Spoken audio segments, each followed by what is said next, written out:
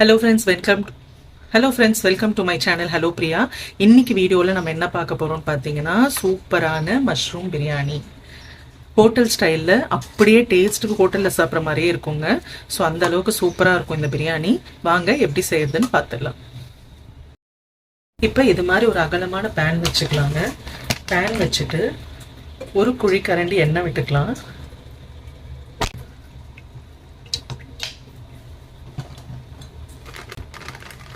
கொஞ்சமா நெய்ங்க, அந்த ஃப்ளேவர் நல்லா இருக்கும், அதுக்காக நம்ம நெய் ஆட் பண்ணிக்கிறோம்.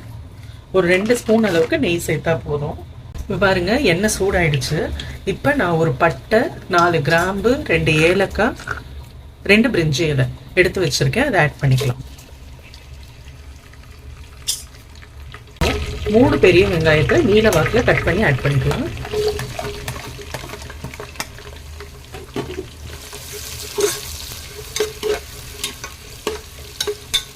வெங்காயத்தை நல்லா வதக்கிடுங்க.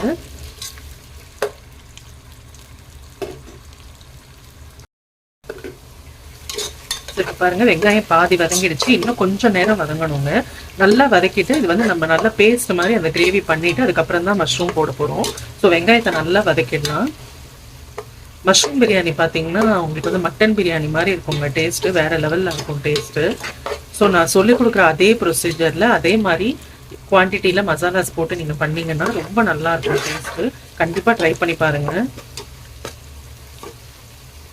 மஷ்ரூம் வந்து பார்த்தீங்கன்னா பொதுவாகவே அதுலேருந்து நிறைய தண்ணி விடுங்க. அதனால நான் முன்னாடியே நல்லா வாஷ் பண்ணி மேலே வந்து ஒரு டிஷ்யூ வச்சு அதில் வந்து நிறைய மண்ணாக இருக்கும் இல்லைங்களா. ஸோ நம்ம போட்டு தண்ணியில் போட்டு கழுவினா இன்னும் கொஞ்சம் தண்ணி குடிக்கும்.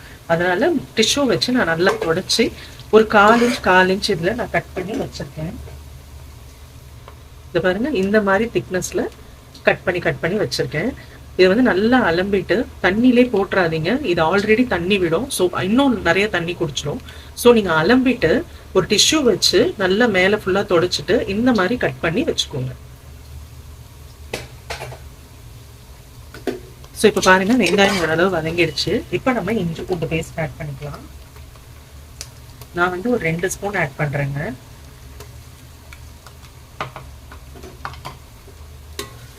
ஸோ இதோட பச்சை வாடை போகிற வரைக்கும் நல்லா வதக்கிக்கலாம்.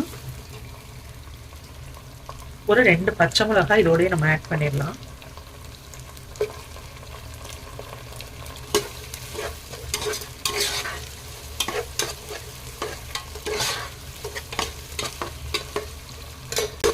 இப்போ பாருங்க இஞ்சி பூண்டு பேஸ்டோட பச்சை வாடை போயிடுச்சு. நான் ஒரு 2 தக்காளி பொடியாக கட் பண்ணி ஆட் பண்ணுறேங்க.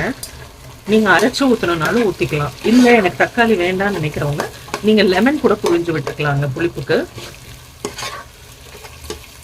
நான் வந்து 2 தக்காளி தான் போட்டிருக்கேன்.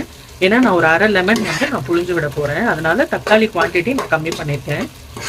இது எல்லாத்தையும் நல்லா வதக்கிக்கலாம்.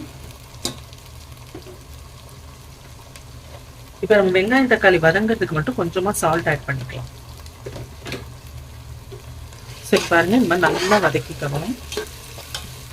ஸோ இந்த ஸ்டேஜில் நான் கொஞ்சம் புதினா கொத்தமல்லி எடுத்து வச்சிருக்கேன். அதையும் ஆட் பண்ணிக்கலாம்.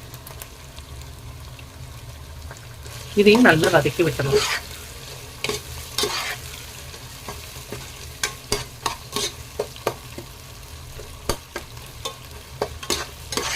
இது நல்லா பேஸ்ட் மாதிரி வேகணுங்க. அந்த அளவுக்கு நல்லா வேக வச்சிடணுங்க இந்த காயை. ஸோ இப்போ நம்ம மசாலா ஐட்டம்ஸ் ஆட் பண்ணிக்கலாம். இப்போ நான் ஒரு 1/4 ஸ்பூன் மஞ்சத்தூள் ஆட் பண்ணிக்கிறேங்க. 1 ஸ்பூன் காஷ்மீர் மிளகாய் தூள், 1/2 ஸ்பூன் கரம் மசாலா. இவ்வளோதாங்க ஸ்பைசஸ். இது எல்லாத்தையும் நல்லா வதக்கி விட்டுடலாம். இப்போ இந்த ஸ்டேஜில் நம்ம வந்து மஷ்ரூம் ஆட் பண்ணிக்கலாம். நான் முன்னாடியே சொன்ன மாதிரி நான் நல்லா வாஷ் பண்ணி 1/4 இன்ச் கேப்பில் நான் கட் பண்ணி வச்சுருக்கேன். இதை நம்ம ஆட் பண்ணிக்கலாம். நல்லா வதக்கி விட்டுருங்க. ஏன்னா மஷ்ரூம்லேருந்து நிறைய தண்ணி வெளியே வரும். ஸோ நம்ம நல்லா வேக விட்டோம்னா இந்த தண்ணி எல்லாம் தன்னாலே வத்திடும். ஸோ அதுக்கப்புறம் தான் நம்ம வந்து ரைஸ் ஆட் பண்ண போகிறோம். ஸோ இப்போ பாருங்கள் நல்லா வத்திருச்சு பாருங்கள். தண்ணியெலாம் நல்லா வத்தி அப்படியே சுருண்டு வந்திருக்கு பார்த்தீங்களா. இந்த ஸ்டேஜில் நம்ம ஊற வச்ச அரிசியை ஆட் பண்ணிக்கலாம். நான் வந்து இன்னைக்கு 4 டம்ளர் அரிசி எடுத்திருக்கேங்க. 1 டம்ளருக்கு 1.5 டம்ளர் வீதம் தண்ணி ஆட் பண்ணிக்கலாம். இப்போ நான் 1 டம்ளருக்கு 1.5 டம்ளர் வீதம் 6 டம்ளர் தண்ணி நான் ஆட் பண்ணிக்கிறேங்க.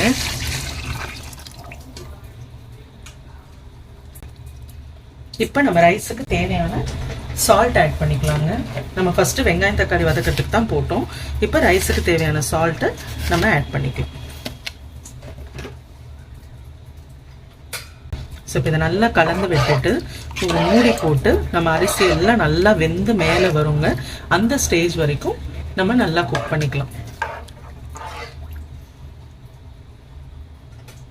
அவ்வளோதாங்க. இப்போ நல்லா கலந்து விட்டுட்டு நம்ம மூடி போட்டு மூடி வச்சிடலாம். ஸோ அரிசி எல்லாம் வெந்து மேலே வர வரைக்கும் நம்ம வெயிட் பண்ணி பார்க்கலாம். இப்போ நம்ம ஓப்பன் பண்ணிடலாங்க. இப்போ பாருங்க அரிசி இந்த மாதிரி வெந்து மேலே வந்திருக்கு இல்லைங்களா? இப்போ இந்த ஸ்டேஜில் நம்ம தம் போட்டுடலாம்.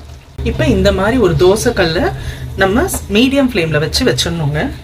வச்சுட்டு ஸோ இந்த பிரியாணி பாத்திரத்தை எடுத்து இது மாதிரி மேலே வச்சிடணும்.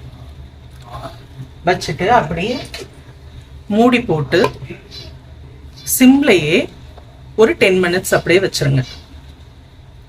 10 மினிட்ஸ் கழிச்சு பார்த்தீங்கன்னா ரைஸ் நல்லா உதிர வெந்திருக்கும். இப்போ 10 மினிட்ஸ் ஆயிடுச்சுங்க. நம்ம சிம்மில் போட்டு நம்ம ஓப்பன் பண்ணிடலாம்.